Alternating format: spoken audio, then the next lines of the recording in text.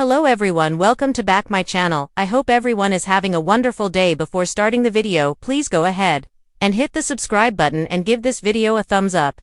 The Young and the Restless spoilers suggest that Chancellor's days in Genoa City could be coming to an end. After all, the character's portrayer, Connor Floyd, started a new gig in Salem, playing Chad DiMera on Days of Our Lives. Interestingly enough, the very role Billy Flynn left to join the Y&R as the Kane Ashby recast. Days filming for Floyd began the week of June 23rd, which means there's a good chance the CBS soap could write Chance off storylines for good or for now. Should fans brace for a shocking exit?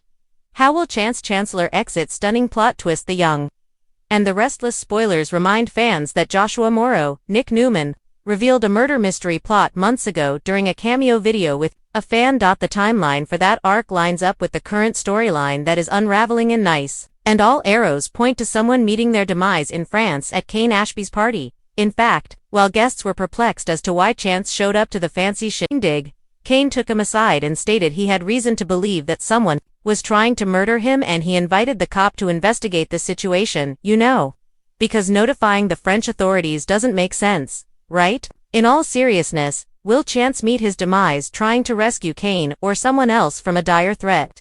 Could he get shot, stabbed, or thrown off a cliff? The latter would allow a window of opportunity for Chance to return, right?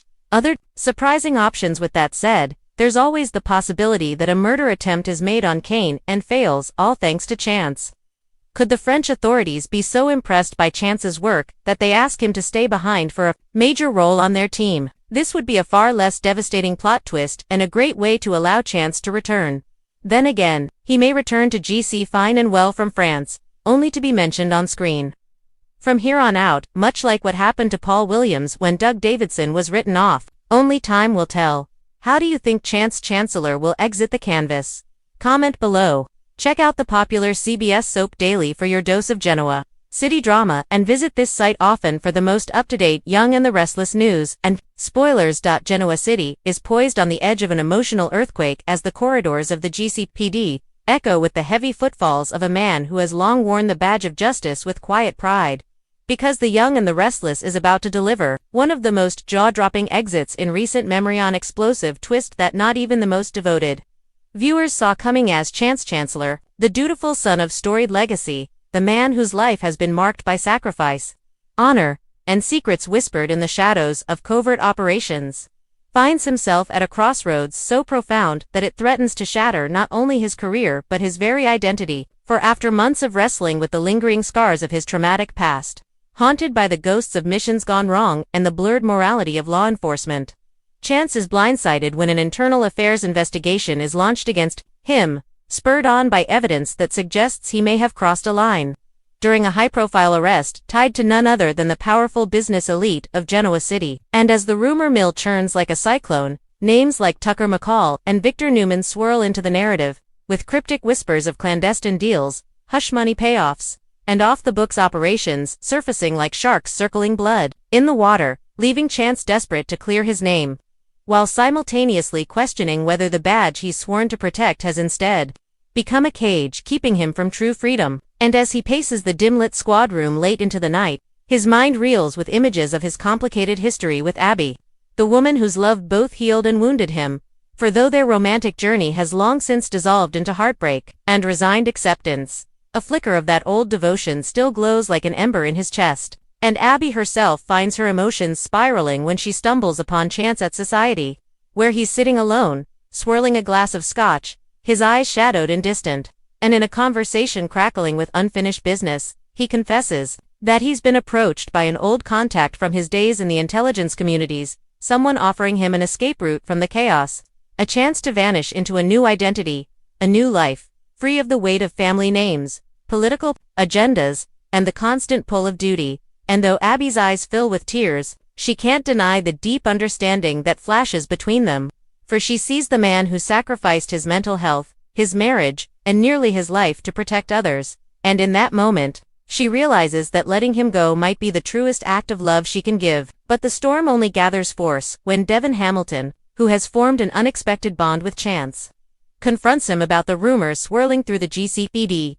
his voice tight with disbelief as he demands to know whether Chance is seriously considering walking away from everything, and Chance, his jaw tense, reveals the shocking truth that he's been offered a covert assignment overseas that would allow him to disappear.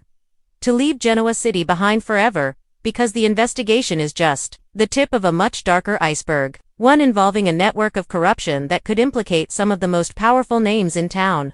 And Chance has been given a choice: testify and destroy lives, or vanish before the storm hits. And Devon, reeling, tries to convince him that there's another way, but Chance insists he's tired of living under the microscope, of being used as a pawn in other people's power games, and that he longs for a place where he can finally breathe. But even as he speaks these words, for he knows that his departure would leave gaping holes in the lives of those who care for him, including Sharon Roselles, who has become both confidant and quiet source of comfort, and who now finds herself grappling with the possibility that yet another man she's grown close to might be ripped from her life. And in a scene heavy with unsaid words, Sharon finds Chance in the park, beneath the dappled shade of trees, where he's often found solace, and she gently presses him to tell her the truth about what he's planning, her voice trembling with vulnerability as she admits that Genoa City is littered with the echoes of people who've vanished, leaving behind only heartbreak and questions. And Chance, his eyes glistening, tells her that this isn't just about self-preservation, it's about stopping a conspiracy before it consumes the town. That there are forces operating in the shadows, capable of destroying anyone who dares to expose them. And as he grips Sharon's hands, he pleads with her to keep his secret if he goes, because lives depend on it. But Sharon, torn between loyalty and terror, promises only that she do what she believes is right. While elsewhere, Billy Abbott, ever the gambler with secrets of his own, overhears part of Chance's conversation, and immediately realizes the potential for chaos and, perhaps profit in, whatever Chance is running from. And Billy, driven by equal parts concern and opportunism, begins digging into Chance's past operations, discovering clues that tie Chance's covert history not just to faceless enemies abroad, but to local corporate giants who might be willing to go to any lengths to bury old sins. While back at the Chancellor estate, Jill Abbott returns unexpectedly, to find Nina Webster in tears, clutching a letter Chance has left behind, a letter in which he pours out his love for his family, apologizes for the pain his choices will cause, and urges Nina not to look for him, for he must do this to keep the people he loves safe.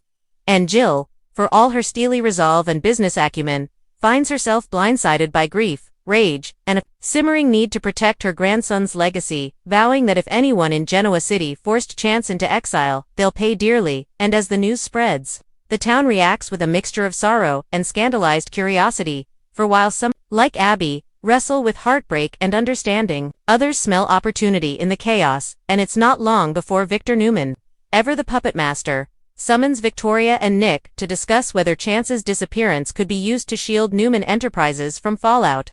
Because Victor, with his unmatched instinct for survival, knows that if Chance testifies, a lot more than just Chance's badge could go up in flames. But Victor underestimates the emotional blow this news deals to the people closest to Chance, and as Friday draws to a close, Genoa City holds its breath, for the final scenes find Chance standing alone in the shadows of Chancellor Park, a duffel bag slung over his shoulder, a burner phone in his pocket, his gaze sweeping over the city skyline he's called home, knowing that if he takes the next step, he might never see this place or these people again. And as he pauses, the faint glow of streetlights flickering around him, his phone buzzes with a single text that reads, "It's time."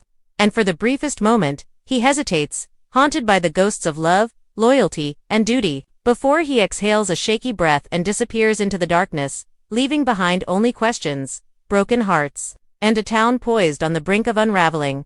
Because in Genoa City, nothing stays buried forever, and Chance's shocking exit might just be the first tremor in an earthquake set to tear this town apart. Thanks for watching this video, and please subscribe our YouTube channel for more update news.